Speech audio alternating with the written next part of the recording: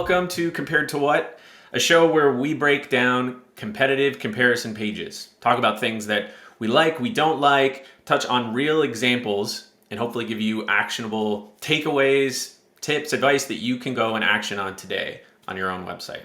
So excited to welcome my co-host, Federico Jorge. Hey, Federico, how's it going? Hey, guys. All good. So today, the topic that we're going to cover is what? Yeah, what are we covering today? Today, we're looking at the three-way comparison page. And we're going to be discussing some strategic ideas, really cool stuff, but also tactical stuff that you can, like you said, take away right now, today, and implement. Nice. So the three-way, so I'm assuming three ways, you got three competitors or different combinations of like multiple, but it's not just you versus one other competitor, it's you versus two other competitors. Exactly. The standard comparison page is Asana versus ClickUp, Drift versus Intercom. It's just me versus them, right? Yeah. For the three-way comparison page, we're talking about three competitors or three products at the same time. It's you, your brand, versus two different competitors. And it makes sense at certain points. So we're going to try to also figure that out too. Like, when does it make sense to go with the three-way comparison? Yeah. Okay. That was going to be one of my questions was why do a multi kind of competitor comparison page versus just you versus one other? But it sounds like you're going to get into that as we go through some of these examples. Cool. All right. We're going to talk about that. So let's get into the first example. Federico, what do we got? The first one is this one, Ahrefs versus Semrush and Moz. Now, this is the very strategic side of this comparison page and why I love talking about this one. And it's the fact that they chose to compare themselves against these two big guys. Mm-hmm. And they avoided mentioning anyone else. The Ahrefs, they don't have any other comparison pages on their site. They don't have anything else from a different, like comparing them against a different competitor, any other unique or individual comparison pages, none of that. And why? Because they know they're in a different league. They know, and if you're somehow into SEO, if you participate in any SEO community group, Reddit, whatever, you know that they always, like these three, are always in that consideration stage: Ahrefs, Semrush, and Moz.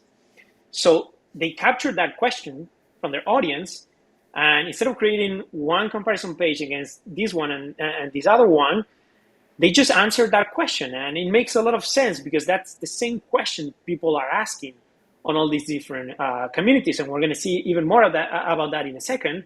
But I think the most important part of, they know that they're competing against these two, and then the rest is just dealing with the rest of the market share. I'm sorry, guys, but these three are the big guys in SEO, and Ahrefs, they want to be considered in that segment and nothing else. Quick question for you. So when we look at like the idea of comparing yourself against multiple competitors, so not just one, I would imagine in some cases you could run into the situation where your differentiator for one against one competitor is different than the other. It's kind of a prerequisite for this type of page that like your main differentiator is consistent across all of them. That's a great question. I would say I wouldn't say it's necessary. Yeah. Because I think there's always ways to find different things to highlight about your tool versus each competitor. Yeah. But it makes a lot of sense, and it's very much attached to what we just said. It makes a lot of sense when you're the leader in the industry, and when you can talk about you as a company or a solution at a higher level that has probably more features or different innovations or more specific advantages than the rest. And because of that nature, and because Ahrefs fits that description, I think it kind of like validates what you just asked me. Like they're going, and we're going to see this across the page. We're going to get to this here, 8 unique ways or things you can do with Ahrefs. They really highlight a lot of things that only they have, and their competitors, even though they're these big competitors, Semrush, Moz, they can match Ahrefs engine mostly. So I think that makes a lot of sense. Like if you have like one thing that puts you farther than the competition, then it makes a lot of sense to tackle multiple competitors at once. Yeah. Cool. Yeah. All right. Okay, so let's get into this one. As you can see, and if you've been following our previous episodes, there's not a lot of like strong SEO elements here. And that's kind of funny because Ahrefs, it's an SEO product, but they don't have like Ahrefs versus Semrush versus Moz or Semrush alternatives or Moz alternatives. They're not using any of the classic comparison keywords that you might target for these pages. And I think, again, that makes sense because, first of all, they're the authority here. They're probably going to have a lot of like linking power and authority power to bring this page into visibility from an SEO aspect, but also because they're not, I don't think they're going that route too much. They're mostly about like, this is a casual page where we tell you things that you can do with us and not with them, and kind of like position that in a different way. And I love that approach. It's not trying too hard to compare themselves. They're just giving you their side of the story, and they even address that. It's a fair questions and one we can answer entirely without bias. I love that too because, again, it reduces that idea of, oh, let's see what Ahrefs has to say about Semrush or Moz on this page. And then they also address something that we've discussed a lot. Instead of creating a tedious side-by-side comparison of features, we share some valuable features that you only find in Ahrefs. So again, they're really positioning this page on, this is something that you can do with us and no one else. We're the leader in this industry, and we're going to tell you why in a second. Yeah, so I think they're positioning the page really well. Yeah, like they're not throwing up a bunch of like G2 badges and just saying like, yeah, you know, obviously they do some social proof below, but it's even that, you know, to me, I'm starting to see it like, it looks more real than, say, a G2 page. Like these look like actual kind of polls that are on different communities. But that idea, and I'm curious to see, and I know you just kind of hinted to it earlier, but this idea of just like this page is showing you what's uniquely different about Ahrefs is cool. I like that because that's what people want to know when they get to this page. So yeah, and you said it, like the social proof. This section here, it's super smart. They're not grabbing like specific quotes talking about, with Ahrefs I can do X, Y, Z. They're not even grabbing testimonials like we've seen in different examples where the testimonial talks about, I tried Semrush or I tried Moz and then I chose Ahrefs because of X, Y, Z. They're always trying to answer that question. How is Ahrefs better than Semrush or Moz? So they also went and find all of these polls from different communities, and there's an even bigger learning here. I know Tim Solo spends time in these communities, and he talks to these people, and he's answering questions, and he's probably getting a lot of insights and intel on content that he needs to create for the Ahrefs blogs, which is absolutely famous. And I can understand how they found this social proof angle just by teams spending time in all these groups. Yeah. And it's really, really smart. It's laid out in a way that it looks like a Facebook poll or a Twitter poll or something like that. So they're not really turning that into their own design. They're just letting people discuss this. And it's a very transparent way, and one where you can, again, see those three products lumped together every single time. Ahrefs, Semrush, Moz. They're always 1, 2, 3, or kind of like there. And Ahrefs keeps coming on top. So I think this is super, super good. Yeah. It's like a thing to remember for anyone watching is, if you're active in certain communities, like if it's important for your company and your brand to be present in certain industry communities, it's like when you see any type of social proof, it's like grab a screenshot of that, because you could probably make use of it on these types of pages or anywhere on your site for that matter. But the more like real kind of in the wild social proof that you can grab, that stuff's always way stronger. In this case here, like Yeah. this stuff, yeah, way more legit. Very cool. Yeah, create your own Slack testimonials or wins channel or whatever, and Yeah, screenshot that and share with the rest of the team. Yeah, very absolutely. good point. Yeah, Okay, and then we move forward here, and then we get to the meat of the page, which is these 8 unique things you can do with Ahrefs, and a few other things to highlight here.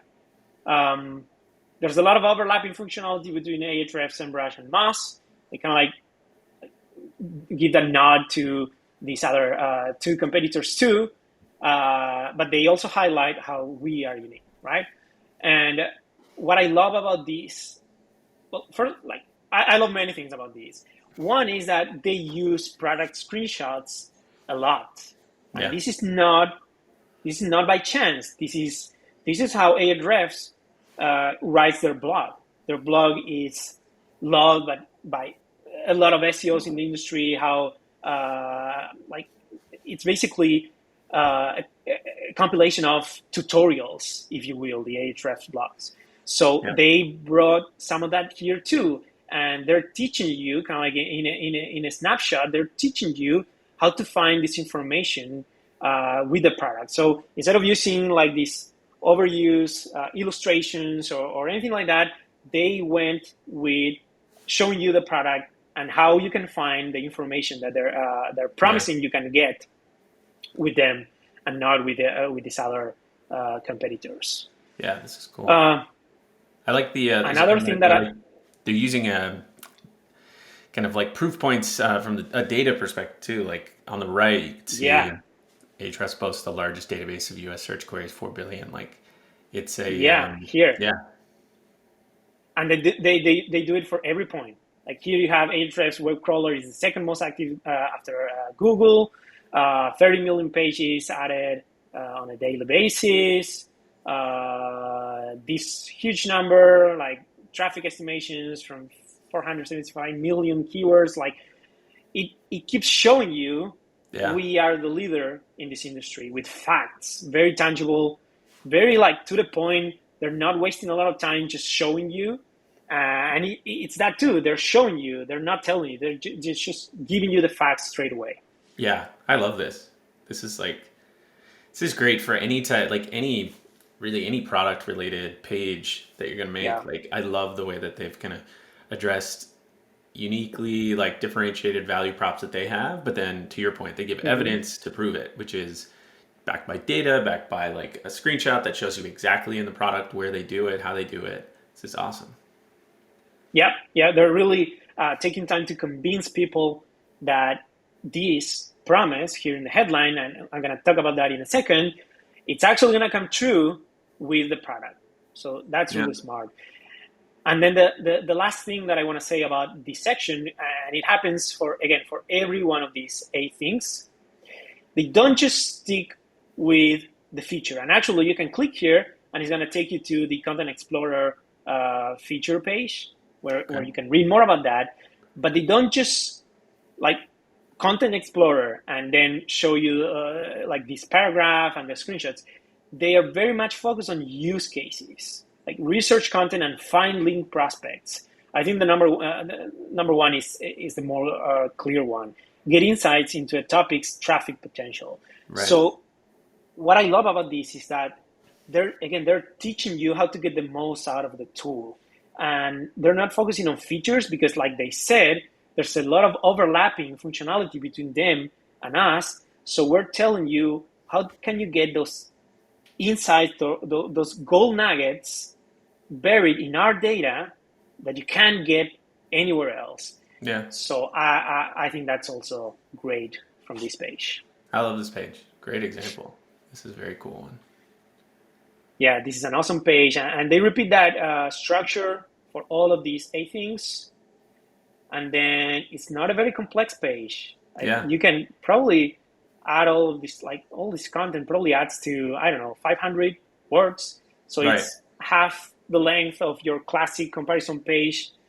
You're Yep. not getting too much in the weeds of it, they give you this call to action here, a little bit more social proof, and that's it. That's a page. That's a comparison page. That's good. Yeah, this is a great example. Nice one, Federico. Great find. Awesome. All right, Federico. So I think this next thing you're going to show is less of an example page and it's more of a like a resource or a tool, right? Tell us more about this one. Yeah, exactly. This is both a resource and kind of like to answer the question, why or when should I use the three-way comparison page? And this is from Steve Toth. Steve is an absolutely amazing SEO. He was consulting and even managing SEO for FreshBooks not long ago. So if you can get into his SEO notebook newsletter, get in there. And on this note, he shares why use the three-way comparison page. And the reason is sometimes your product might be new, right? And he gives this specific example with Nifty. Nifty is a project management tool, a lot of competition there. And obviously you can't really get into the conversation of ClickUp versus Asana, which are two big monsters in the industry, because you don't have that power, you don't have that authority yet. And even from an SEO perspective, you don't have the authority to rank for Asana versus Nifty or ClickUp versus Nifty, because people might not even be looking or searching for those particular keywords. Mm-hmm. But what kind of keywords are people searching actively today with probably a lot of volume? These ones, ClickUp versus Asana. Those two big competitors in any space, I'm definitely sure you can find them in your space too, and not just even two, like 3, 4, 5, 6, 10 of these big brands that have a lot of recognition. So at that point, you want to get in that conversation. And instead of targeting those two competitors, which on your website wouldn't make a lot of sense, you target you go for the three-way comparison. And you do the ClickUp, yeah. It's like an SEO strategy. You're piggybacking off like their popularity for your SEO strategy. Exactly. You're targeting ClickUp versus Asana versus Nifty, but in reality, you're targeting ClickUp versus Asana. That's a keyword that you want to rank for, and then it's about presenting kind of like a summary of ClickUp versus Asana, and then detailing how you can solve the same problem in a different way, right? You try to highlight your advantages. And I have this example here from Monday, which is ClickUp versus Asana. And, like they have this comparison. Yeah, all good. What is ClickUp? What is Asana? And then they start tackling like certain items, like, for example, pricing. And then you see this here for comparison, Monday.com pricing.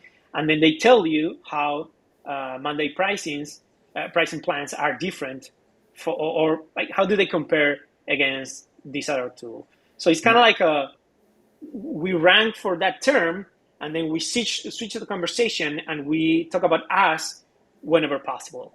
That would be kind of like the strategy. And you see here, they're like, again, like I said, piggybacking on that comparison and putting them in the middle of that conversation to try and get in that consideration stage. If you're looking at these two competitors, why not look at Monday.com too? Yeah. This one's interesting because they don't say ClickUp versus Asana versus Monday. They just you come to the page just thinking it's a comparison of those two, but then they just slide in Monday.com. I kind of like I don't know if it impacts from an SEO perspective, but I kind of like the straight up version. Like very clearly it's this versus this versus this. That the I think the only thing that I would be kind of concerned about this angle is that you're kind of like switching the intent or not really answering the intent from users, right? Because users at the end of the day, they want the answer to ClickUp versus Asana, and you're getting yourself in that conversation too. So it would be kind of like a bait and switch, if you will, at some point. But if you're still giving people resources to answer their initial question, which is ClickUp versus Asana, then why not add yourself to that answer too and give them a little something else to consider? Yeah. And also from Steve's note, we have this competitor generator spreadsheet, which is absolutely amazing. And Steve already provided this. If you go back to his note, you're going to see it here. You can copy this spreadsheet and use it for your own business. And the way this works is you enter your product, your brand name here. You enter all of these big competitors that might be competing in your space: Asana, Monday, ClickUp, Trello. Then you can even enter a URL base, kind of like this comparison hub page. In this case, it's niftypm.com/compare. It could also be /alternatives, /versus, anything like that, where you can include a link and access to all of these individual comparison pages. And then you go here to the versus generator, you click generate combinations, and it's going to run a script for you. And in a second, it's giving you all the combinations, like two-way combinations, Nifty versus each one of the competitors, and also all the three-way comparison combinations. Asana versus Monday versus us, Asana versus ClickUp versus us, Asana versus Trello versus us. All of these options are here, and you can even get, using Steve's spreadsheet, the URL for that specific comparison page. You can get an initial title tag here too. And then from here, you have an initial structure to know which pages to start working on, and then get all those pages done, and you're going to have a lot of this admin work already completed for you. This is awesome. So as long as you know who your main competitors are, come to this page here, right? And you can, and we'll link this tool up in the show notes so everyone can access it. But yeah, there's a video as well on the page where he shares it, where he walks through how to actually use it. And it's really straightforward, but it's cool because it basically gives you a roadmap of, okay, here are all the pages you need to create. And you can go down and you can, build out your project plan and pick the ones over time that are top priority for you. But like a lot of the, knowing what the URL is going to be, what your title tag is going to be, all that's done for you so quickly. Like for me, if I was setting out on this type of project, it would just be a very quick, easy tool to just tell me, okay, here are all the combinations of pages I could create, and then I could pick the ones I want to start with. But that's awesome. Yeah. I love tools like that. Yeah, and this is great. Very tactical, but you can get value from this right away if you're working on a project for comparison pages. Absolutely. And the more competitors you have, the easier your life is going to be using spreadsheet, because the more you have, you can really keep up coming up with all of these alternatives on your own if you have tens or more competitors. Yeah. Agreed. Awesome. This is cool. It's not necessarily a page example, although you did show one, but a nice tool that people can use. Very cool. All right, last example for today's episode. Federico, what do we got? This is a comparison hub. We call these comparison hubs that we created for Cloudways. And it's a comparison hub because you're targeting all of the competitors that you created a comparison page against in a single page. Like here we can see WP Engine, Flywheel, SiteGround, Pantheon, all of these here. And you link here, you can see, you link to each individual comparison page from this hub. Now, why are we showing this right now, and why is it important? Because if you've been working on your comparison pages, if you've been thinking about doing this three-way comparison page, chances are you have more than one, or you're considering doing more than one. Mostly because of the SEO aspect of it. You want to rank for a multitude of these keywords. Right. And if that's the case, you want to have a single place to link to all of these comparison pages. It makes sense from a strategic point of view if you have this overarching advantage that you can promote versus all of these competitors at once. And in this case, for Cloudways, it's about speed and performance, right? So you want to have one frame or one single narrative that connects how you are beating everyone else in the industry. And it obviously needs to be connected to your main positioning. But it also makes sense from an SEO aspect because of what we said. You have this one cluster, you're creating this cluster around competitive comparison keywords. And this is going to be the main pillar page where you link to each one of these individual resources, and interlinking all of these pages is going to give you a stronger SEO authority to hopefully rank for these keywords. And finally, because if you've been doing these individual comparison pages, you're targeting keywords for each competitor. So in this case, we're targeting WP Engine alternative. In this case, it could be Kinst alternative. In this case, it's SiteGround alternative. But you're missing targeting your own keyword. What about Cloudways alternative? And people are going to be searching for that keyword too. And this page is built to rank for that specific keyword, Cloudways alternative. And instead of people searching for that keyword and finding your competitors or finding other resources, why not lead them to a resource where you can control the narrative, you can control the positioning, and hopefully convince them to go with you instead of that. That makes sense. So then in the case, the last example we talked about, it was how do you piggyback off of people knowing what some of those more established brands are, and then try to piggyback off that so that you could have the three-way comparison page. In this case here, you're saying if we're a very well-known brand, people are likely out there searching alternative to Cloudways, and let's build a hub where they can come and do all those comparisons, but they get to do it on our site, and we get to kind of control the narrative, which is smart. Yeah, exactly. The same way that it made sense for the Nifty example to go for ClickUp versus Asana, because they might not have that level of authority yet, or not enough volume to target ClickUp versus Nifty as a keyword. In this case, you're probably already one of the leaders in your space. You are seeing volume for people searching for your specific keyword. So this is a way to tie all of this strategy together. And it makes sense when you've already done at least 3 of these individual comparison pages to, again, have a place where you can organize them and keep adding more the more you do.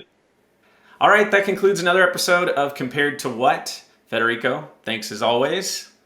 It's not every day you get to actually sit down with a competitive comparison page expert and not only review really cool examples, but actually kind of break them down and get actionable insights. So appreciate you, everything you do on this show. So for anyone who is interested in checking out any past episodes, definitely check out. We have 2 other episodes that we've recorded, and also stay tuned for our next episode, which will be coming out in about a week or so. So again, thanks for everyone for tuning in, and we'll see you on the next one.